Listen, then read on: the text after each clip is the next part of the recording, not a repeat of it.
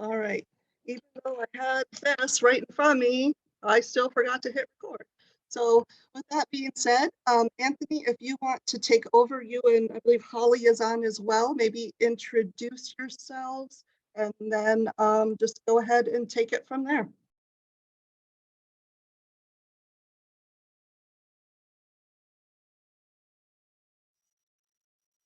Well, I'll introduce myself. My name's Holly Fritz, and I'm with IDMI.net. I'm in sales, so I was the person that first reached out to you guys. And I will let Anthony then introduce himself. Thanks, and glad to see you all here. And I started to do that and forgot that I was muted. So yeah, so again, I'm Anthony from IDMI, just as Holly said. And what we're going to go through today is the free choice of provider portal that we built, and we've got several counties in Ohio running it right now, and it seems to be going very well for them. So hopefully as we go through here, and you could see this from the SSA and the provider point of view. If you have any questions on anything, just feel free to unmute yourself and let me know, and we could go through some of those questions with you. So everybody that's going to enter into the system is going to be logging into the same place. Okay, you're going to come up with a username and a password, and that is something that will be sent out to you again, as Denise said, when the time comes. So hopefully we'll have got all that primed into the system, and then you'll receive an email from us that will give you your initial access information, which you can change when you log in. As far as providers are concerned, that's probably something that she could speak to. I believe they're going to require it for everybody to go into the system. But as far as signing up or making sure you're on the system, that again is something that I think that they could probably discuss with you. So you will come up with this login page where you're going to be able to put your information in. Now, the URL you'll see up here at the top, that's going to be the goal. But for right now, the system for Hancock County is not quite ready to go. So what I'm going to be doing is showing you through our demo system, but it's going to function exactly the same way. Yours may just look a little bit different. Like the caption up at the top may be different. The logo will obviously be different for you as well. Okay. So what I'm going to do is go through the workflow. Okay. I'm going to go through as if I'm an SSA, going in there and creating a case, and we'll watch and see how the email process will go and the system will work and creating the cases. And then we're going to turn around and I'm going to show you what it's going to look like from the provider perspective as well. And at that point, we'll come back to the SSA so you can see what's going to look like to go ahead and make a selection. All right, so I've got my information in there. I'm going to hit log in, and it's going to take me to my home screen. Now, there's not a lot of screens that you'll have to go to. Okay, there's primarily this main screen where you're going to see a listing of the cases that you've keyed in. And at any point in time, we'll be able to take a look up at the top, and you'll see who it is that's actually logged in. In this case, again, the SSA. When you're logged in, it will show your name. Okay, it won't just show a generic username. But again, upon logging in, you're going to see a list of all the cases that you personally have entered. Okay, we'll see a type of case, a local ID that's going to refer back to your system, a reference number that we're creating, date that it was created, if it was approved, okay, and respond by date. So you'll see that there's a listing of different types of cases that are here. Okay, when we create a new case in the system, it goes in as pending. Okay, and it will remain pending until somebody, Denise or Nicole, approves it. So they'd be able to approve it, or they would be able to reject it. Okay, and I'm going to show you that process here as well. Okay, you do have the option of coming in here and changing your password if you need to as well. Okay, your email, your username will be your email address, and that is not something that you would be able to change. You would have to go to Denise or Nicole in order to make that change. All right, so coming back here, I'm going to start off the process by just, again, clicking on add case. Okay, and what this will bring up is the initial screen for you to go in there and add it. Okay, so you should see your information in here. You'll see a local ID, which is what you're going to be keying in to tie back to your back office system. Denise, is there a particular field that they're going to be using in here from your back office? Not that I know of. Nikki, do you know an answer to that one? We can establish something. I would say it might tie to their IDS number. Yeah, so it'll need to tie back to, you know, your back office system, just so you're able to know who the case would you know, correspond to. But the goal here is we're not going to be putting any PHI, any private information in the system for any individual. So this is just going to be that number to just tie it back to your back office. So I'm just going to put a generic number in here. The next thing you need to do is you'll need to put a respond by date. So when do you want this case to close by? By default, it's going to go 20 business days out. Okay, but you're able to go in there and modify that to whatever you feel that you need to. Okay. And then the next part of this is you're going to select from a series of cases that are available to you. Okay, you could see the HPC or the NMT, and as new ones will become available, okay, or they would need customized, that could be done by Nicole or Denise if we find questions need to be adjusted. But you'll see here should be a pretty encompassing list of the different things that you might be working with. So I'm going to go ahead and choose HPC, and it's going to pop up with a couple different sections. Okay, one is going to be individual information, which should be the same for the majority of the case types that you'll select. And then you'll probably see another list below that will be specific to the case type that was keyed in or selected, I should say. Okay, so I'm going to expand that. Now, what you'll be doing is going through and answering the questions that are presented to you. Okay, so we shouldn't have to be doing it on paper or any kind of free format anymore. You're going to see various options in here. You're going to see ones that you're going to just type in.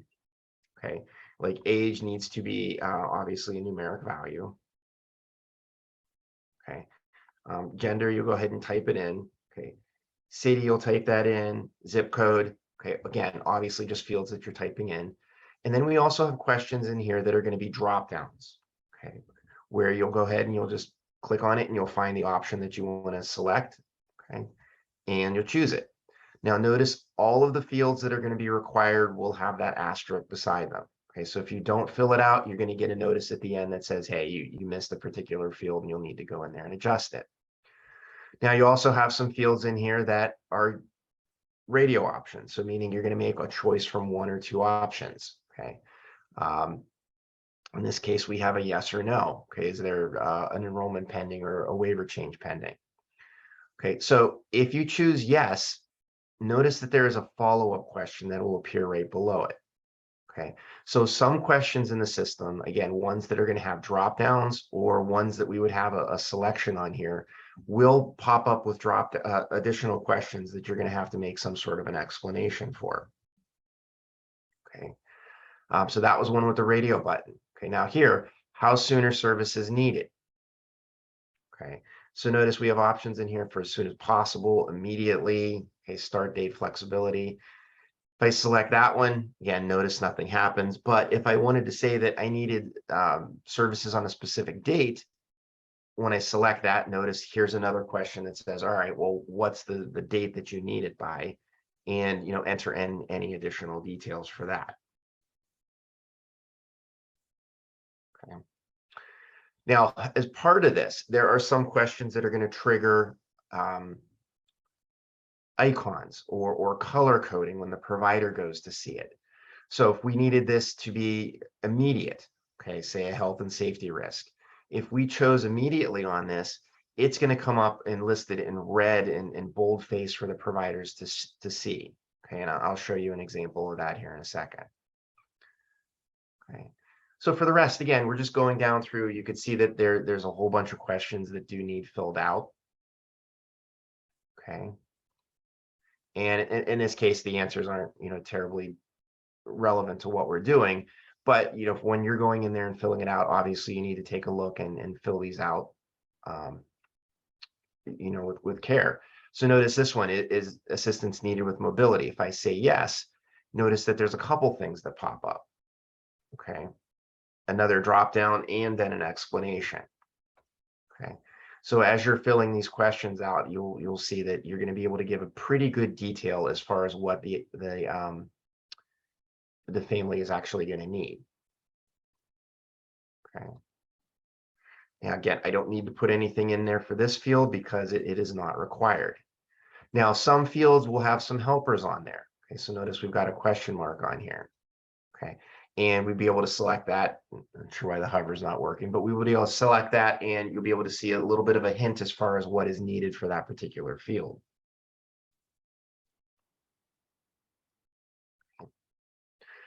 Now, that was the individual information. When you're filling that in, obviously you want to be careful not to be putting anything in there that's going to have any kind of PHI or sensitive information, like a social security number or an address for the person. Okay, that should all be figured out and determined based on this local ID that you're keying in. Okay. Now, once we did that, now we're on to a set of questions that are strictly for the home care questions. Okay. Medicaid services. Is HPC transportation needed? Okay. So again, these are specific questions to this particular case type. If I were to come up here and select a different case type like NMT, it would show you a different set of questions on the bottom for you to fill out. Okay, ones that would pertain to that particular case. Okay. Once I'm finished and I go through and I make sure everything is filled out, I'm going to hit submit. Now, at that point, an email is going to go off to Denise and Nicole saying, hey, there's a case that's out here and it's ready to be looked at for approval. It is in the system as pending. Okay, so notice I can come over here and I could change my case list to pending approval, and you'll see the one that we just filled in. If I wanted to see any of the details for it, okay, I can click on the little eyeball and bring up the details for it. Okay, and notice it cannot be changed at this point in time because it is pending approval. Okay. So again, Denise and Nicole are going to get that notice. They're going to say, all right, something is available to be looked at. When it is either rejected, okay, maybe they're going to reject it for a reason or they're going to approve it for a reason. Okay, the rejection would be come through with an email and it would tell you, who rejected it. It'll give you a basic recap of it. They'll give you the date that it was, and they'll give you a reason why it was rejected. So that would be something that you would be able to go back in there and take a look at. If it was approved, you'll get an email for that. It'll also tell you that it was approved and it's ready to go. So what will happen at this point in time, once it becomes approved, now it's going to be accessible to the providers for them to go in there and take a look at and express interest in it. Okay. Any questions so far on what we've seen?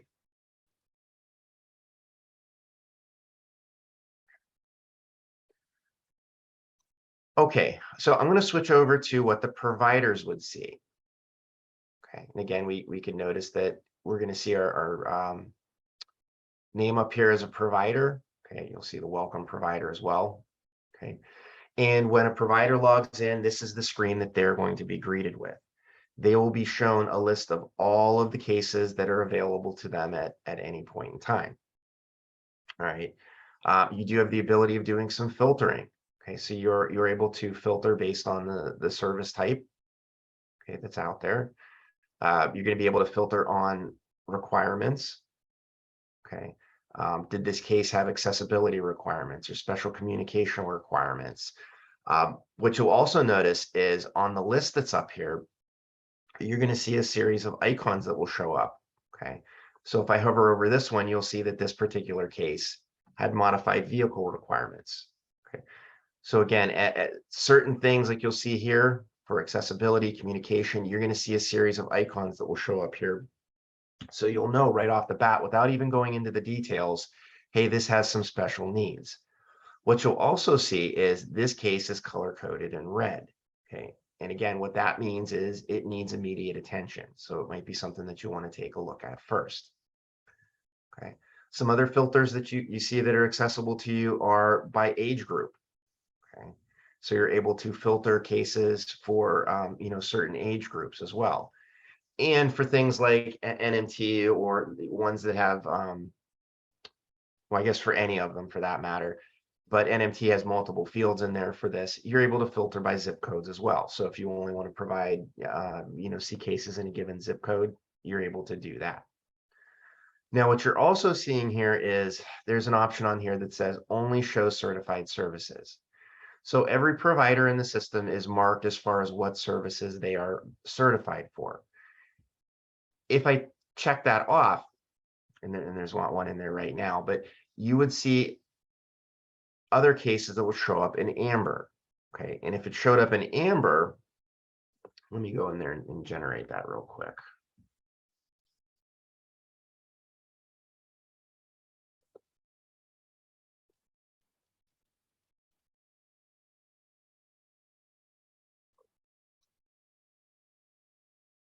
Okay, so what I did is I marked this provider as they're no longer able to, they're not certified for HPC cases anymore. So notice that one case disappeared. If I take off this check mark, you're going to see a case in here for HPC. Okay, so if you tried to click on that, you're going to get a notice that they don't have you marked as certified for HPC cases. If that's the case, then you'd be able to contact Denise or Nicole, and they'd be able to mark you as certified for that. Anthony, then can you'd I be ask able a question real quick? Yeah, So is this something then that that we will just have to go in and see what people are certified through DODD when we send in our provider list? And that's how we get you that information? correct. Okay. So they don't have to send it to me. I'll find it on DODD and then put it in the spreadsheet for you. Correct. And if you find that there, and we've seen from time to time that sometimes it's not 100% accurate.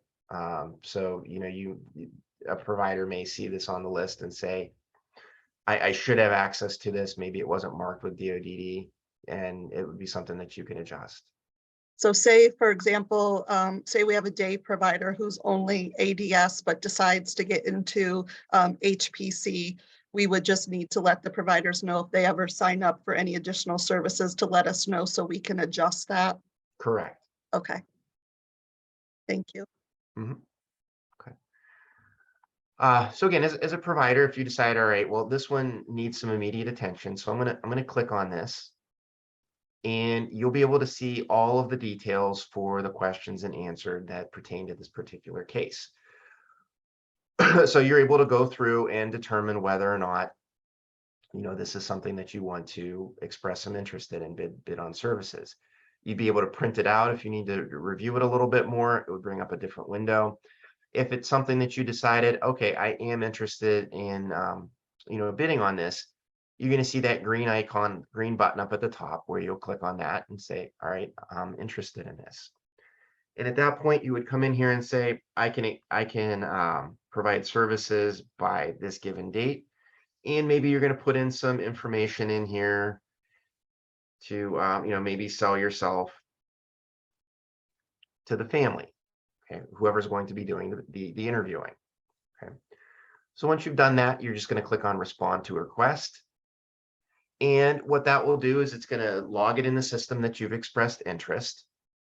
Okay, and you're pretty much done. You're going to wait until the respond by date passes, and when the SSAs or the family makes a choice, you should be notified. The other thing I want to mention, when the case is approved, okay, and it becomes active for the providers have an option on there to get an email on this. So it's not something that you have to actively go out there and check the system on a daily basis to see what's available to you. If you say that I do want to be notified anytime that a case comes in, you can see that you're going to receive an email that says, hey, there's a new case that was posted out there for me to be taking a look at. Now, you're only going to get these notifications for the cases that you're certified for. Okay, so in this case, if for this provider, if you were not certified for NMT cases, you wouldn't get that email. Okay, you would only get an email notification for cases that are entered that you're certified for. Okay. All right. So coming back to what the SSAs see. Oops. Wrong window. Okay. So when they determine when a case has passed its expiration date, okay, or as it's getting closer to the expiration date, okay, if nobody has expressed interest, if there's no providers that have expressed interest, you're going to get a warning email that comes up and says, hey, this case that you've got out there, you haven't had anybody express interest in it yet. So you're going to get a heads up when you're reaching those cases. So maybe you needed to bump it or maybe make changes to it if you needed to do that. Once it passes, okay, once this respond by date passes, you will receive an email, okay, that says, hey, the date has passed for this particular case, and you're going to get a summary email that says, okay, the date passed. Here are all the providers that have expressed interest in this case up to this point in time.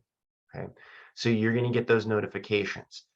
At that point, okay, you would be able to come into the system and notice now it looks a little bit different. Okay, I've got another spot on here. I can click on this tab and you'll see here's a list of all the providers that have expressed interest in this case. Okay, so you'll be able to see their details and you'll be able to see any of the comments that they've keyed in there and what date that they're able to provide services. So at this point, you'll be able to take that information to the families and say, hey, here's a list, who do you want to go through and interview? And once that provider is chosen, okay, you'd be able to come over here and again, you would see a list of all of them. We could say, I'm going to select this provider. And if I wanted to put any comments in here, I could, and you would hit select provider, and it's going to send an email out to the provider that was chosen, and it will also send an email out to all of the providers that were not chosen as well. Okay, so they're going to get a heads up whether they won the case, whether they're going to be selected to provide services or not. Okay, so again, this would trigger an email to the provider that was chosen and all of them that were not. Now, if okay, that date didn't pass yet. Okay, if the date didn't pass, you'll notice, let me pull that up again. Okay, if the date has passed, okay, and you did not have any providers that were chosen or any providers that expressed interest in it, okay, so you wouldn't see anybody in the system, you would be able to come up here and resubmit the case. Okay, and by doing that, again, it's going to go off to Denise and Nicole to say, hey, go ahead and approve this, but it would come through with all of the additional or all of the information that you were already keyed in. Okay, it would just, you would be giving it a new due date, again, in case you didn't get anybody responding to it. Okay. You also are able to go in here and put notes. Now, these notes are only going to be visible to you, okay, the SSA that's keying it in, and to Denise and Nicole. Okay, these notes that you're keying in here as the SSA would not be visible to the providers. So Anthony, just to clarify again, if a provider expresses interest in it, that will trigger an email to the SSA knowing someone has expressed interest? Yeah, so a couple different ways that will work. Okay, again, I'm logged in here as the SSA. Okay, notice when I come over to my account, there is this option for notifications. Okay. If you want to be notified, again, I'm talking about an SSA. If the SSA wants to be notified every time a provider expresses interest in a case, all you need to do is turn this option on and say update. That way, every time again, somebody says, all right, I'm interested, you will get an email. Okay. If you only want to see a summary at the end of this, okay, you wouldn't need to turn this on or off. The summary is going to happen regardless. The only way you would turn this on is if you want to get notified every single time a provider expresses interest. If you have cases where you're going to have, 10, 15 providers, whatever, a lot of people expressing interest, maybe you don't want to see every single time. You only want to see the summary at the end. So that's an option for you to turn on or off.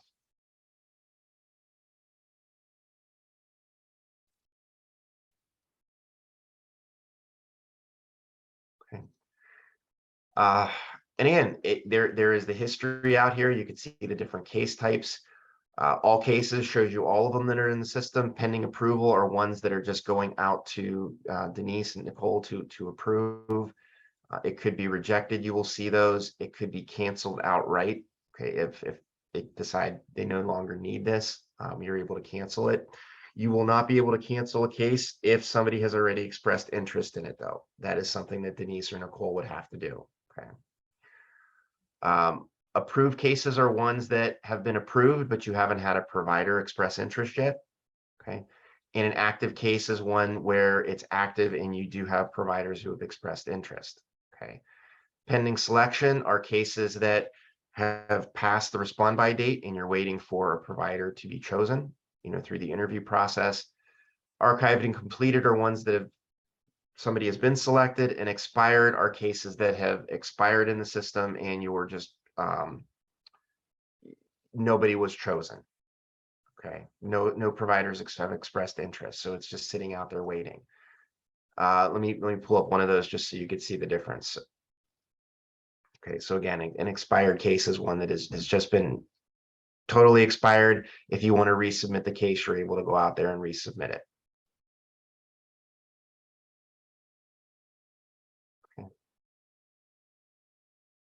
So again, that's a quick run through of the whole process. Obviously, there's a little more that the administrators would see, but from the SSA and the provider standpoint, that's what you're looking at.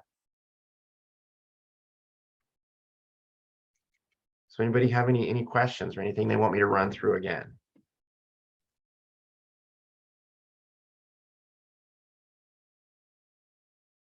Sorry, I was muted. Could you please say again, like how the providers would get, in essence, signed up for this? Okay. So there's a couple different things that can happen. Let me bring up another URL here real quick.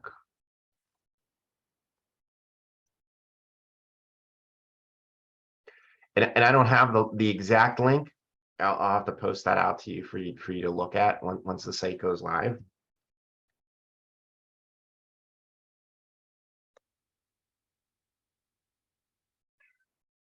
Okay. Okay, But so this we is where would it send would go out to. the link. What's that? We would send out the link to the providers who want to have this, right? Correct. And I think we also said we were going to put it on our website as well, the link To sign up. for them to get in. Okay. Yeah. So that will be. Maybe I misunderstood the question. To log into the system, I think that's what you said on the new website. You're going to have a link, so you'll either be able to follow that link from the county's website, okay, or once you get to that link, you'd be able to bookmark it, so you just go right to the login page moving forward. If you're interested in the system and you don't receive an email, because I know they're going to provide me a list of all the providers to prime in the system. If for some reason or another you don't get an email, and I think that'll be to be determined when those emails are going to go out. But if you don't get that email, you would be able to come to this URL, okay, which we'll have to send out to you, and basically sign yourself up. You'll put your provider name in there, your contract number, and the primary contact information and their email address. And once that gets approved by Denise and Nicole, you will get an email coming back that'll have your initial sign-in information in the URL. Okay.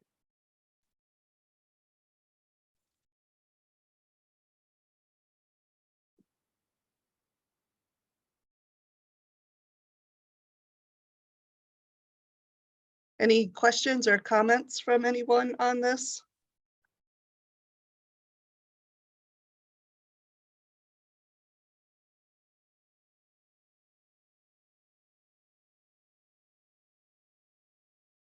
Well, I'm super excited about it. I think it's going to be a great thing. Every county that's using it seems to be very happy with it. They've had good adoption rates. They haven't had, a whole lot of questions come back. I think it's pretty self-explanatory. So I think once you're in there and starting to use it, you'll find that it's going to be a much easier way than what you've been doing, to date. Are any of the providers that are on here, are you guys in any type of system like this in any other county that you provide services in?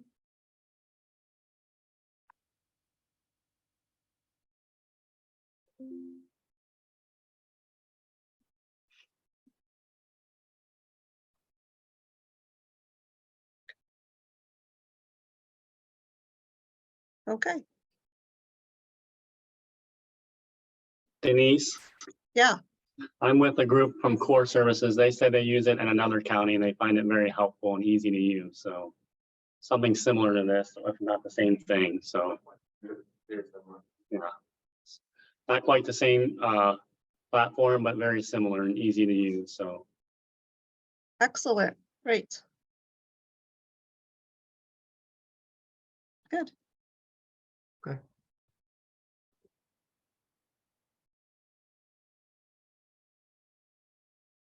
Shastri saying she's seen similar systems as well. I would imagine once other counties catch on to this, it will really take off. And again, some of the feedback we've had from it is, you know, it's much nicer to be able to just have that consistency coming out. Everything's electronic online, and you know, you're also only seeing what you need to see. A lot of counties previous to this were just sending out every case to every provider. Here, moving forward, it's you're just going to see the ones that pertain to you.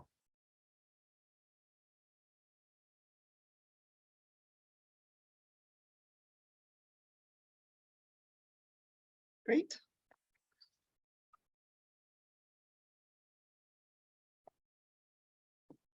Okay. Was there anything else, Anthony, that you can think of that we need to share out today, or? I don't think so. I think we're close, and I know you guys were talking about, you know, March for going. So We're hoping for March. We're getting around our list right now that we need to send in to you. But for all the providers and the SSAs, of course, we will say when we are close and when we're thinking will be the implementation date. Well, I appreciate your presentation today. Thank you very much. sure. Let me know if you run into any other questions. Thank you all for being here, and we're excited to work with all of you. Great. Thank you, Holly. All right, thanks. Okay, well, I guess we can jump off, Anthony, right? Let Yep. you guys come on with your meeting. Yep, you are welcome to go ahead and go. Have a great meeting, everyone. Thanks. All right, I'm gonna hand it over to Nadine, and she's gonna give some DD month updates. Nadine? All right, good morning, everyone. I think I know just about everybody on here, but just in case, I'm Nadine Weininger with the Hancock County Board.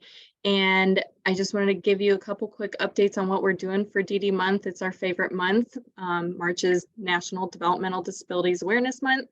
And so this year, we are changing things up a little bit. Instead of hosting hot chocolate bars at local businesses, we're going to be doing pop-up popcorn stands. We kind of wanted to connect it to our fair booth, which is, you know, we give out about 8,000 bags of popcorn a year. So we're just going to continue that. If you're interested in having us come out and, you know, provide popcorn to your staff, to your, you know, foot traffic customers that are coming in, we'd be happy to do that. Another thing that we're putting out there in hopes that schools will participate is Spirit Week, March 13th through the 17th. There's 5 days that we are trying to get the schools involved by just having fun, wearing different outfits to get involved with DD month. Also, our celebrity basketball game, of course, is scheduled for March 28th this year. And I know I'm giving you a lot of details right now and numbers, so I will follow up with it. Denise, she'll send an email out with all of this information, all the flyers. But March 28th is the date that you need to remember. The game will be at Findlay High School again. It was a great turnout last year, so we're hoping to make that happen again.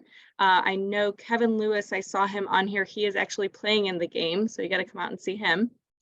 What else do we have? So we have t-shirts available for purchase for the game. If you would like to buy a shirt and represent at the game, I will have that shirt order in that email through Denise. Flash mob is going to continue to happen. I do have the dance recorded. It's very simple this year. So I will provide the link, and we will offer some in-person practices with the Special Olympics cheerleaders if you're interested in that. I think that's it for my end of things, unless anyone has any questions. When I send out the recording from today, I'll send out the t-shirt sign up or the t-shirt information as well that Nadine just talked about. Great. Thanks, Nadine. SSAs, you're welcome to get off of our meeting right now. So thank you for joining that today, SSAs.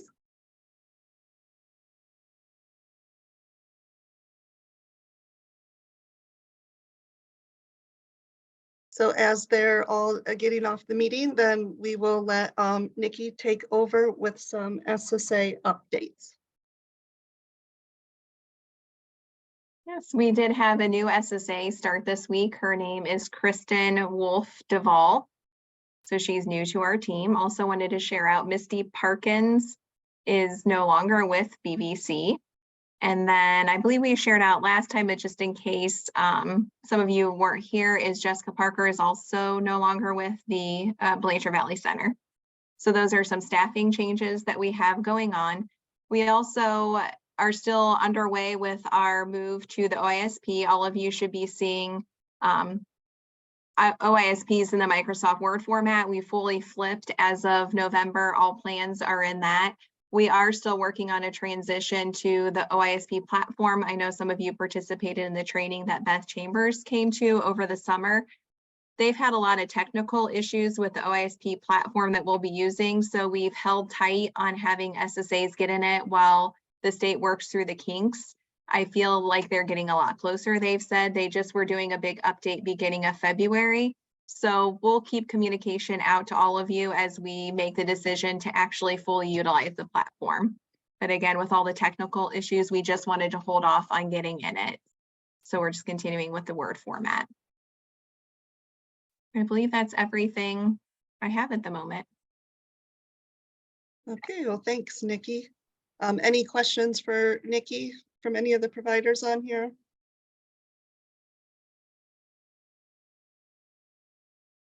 Okay. So I had our quarterly PCW meeting, and that's the Provider Coordination Work Group.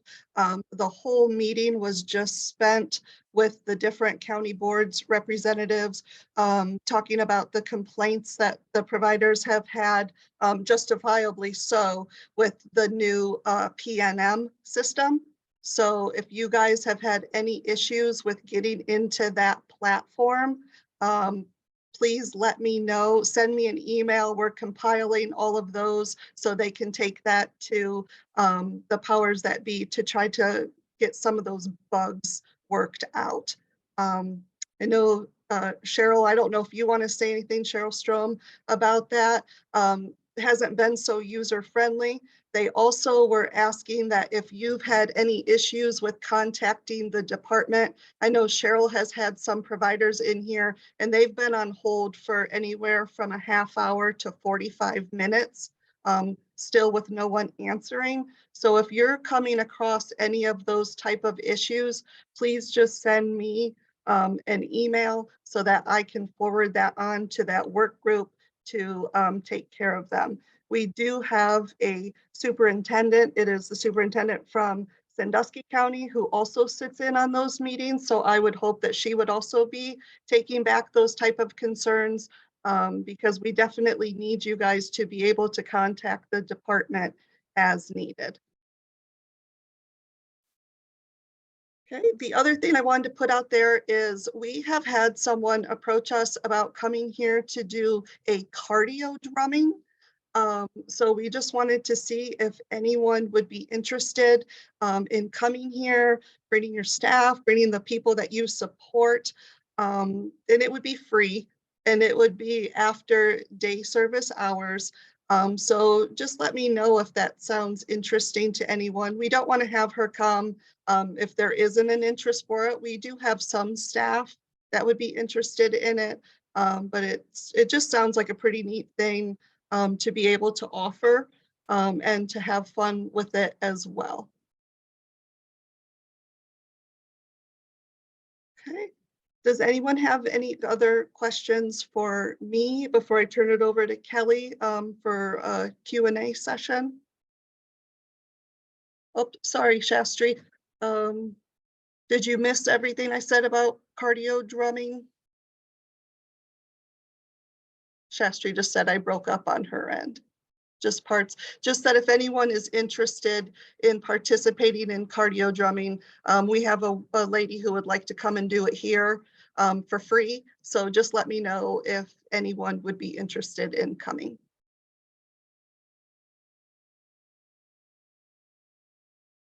Okay, great. All right, Kelly, anything you would like to share? Like to share that I don't like Zoom because I can't ever figure out how it works. And I like seeing you guys actually, not like this, but anyway, I get it. Our construction is doing its thing again. So I just kind of wanted to let folks know that we had a really busy year last year. I had a busy year last year. Denise has given me all the dates for provider council meetings. So my intention is to make all of those meetings to just kind of get reconnected with you guys as providers, and hopefully for you guys to be able to let us know, like let me know what's going well, what's not going well. So I'll be at the provider council meetings. Just so you know, you can always email me if you want to come in and talk. I'm usually available. If you drop in, I can usually squeeze you in, but email me if you have any questions for me. I did want to be on this one just to, I guess, be here if you have questions today, or if you're not getting enough information about certain things that we can push out to you or whatever that is. So I'm going to be quiet. And if you guys have questions, then I can try my best to answer.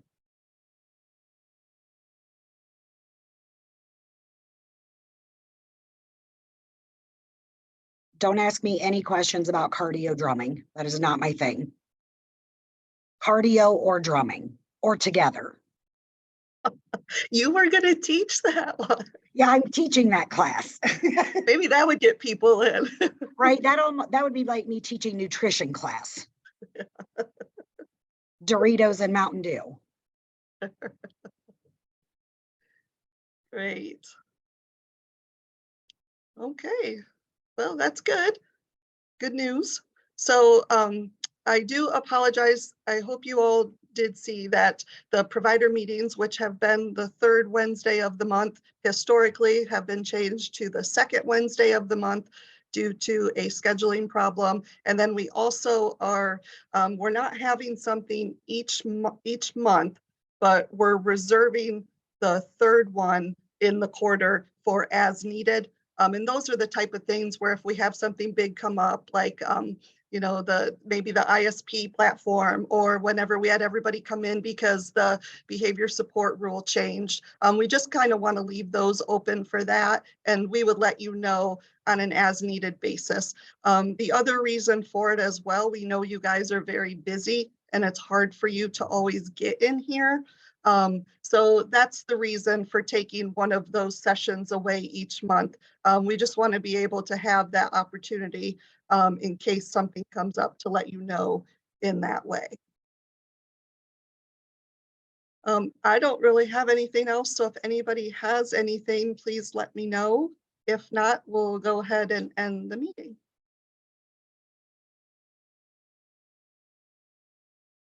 Did everyone find the explanation for the new RFP platform helpful? And it wasn't too crazy? I'm really excited. It's going to be a really neat thing. It'll save some of those maybe unnecessary emails from myself that you get for RFPs, and there'll be ones that you really would be interested in. So,